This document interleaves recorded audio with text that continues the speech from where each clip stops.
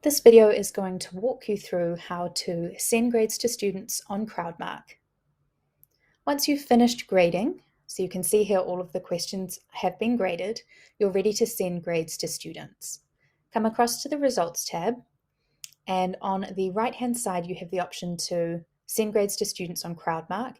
And when you do this, students will receive a copy of the work that they submitted and any feedback you gave them, including comments and annotations.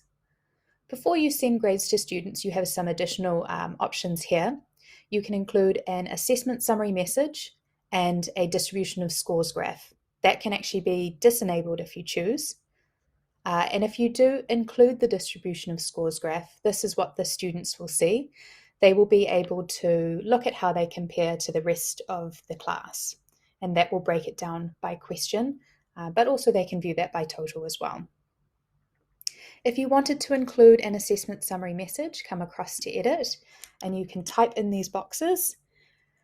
They're also marked down and LaTeX friendly, so you can include any additional resources here as well.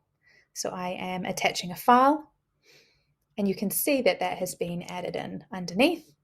You can preview that box, come back to Edit, and here is where you would choose to disable the distribution of scores graph if you did not want students to compare themselves to the rest of the class. Hit save, and then you can click send grades to students. So this will send an email to students from Crowdmark saying that their grades for this assessment are ready for them to review.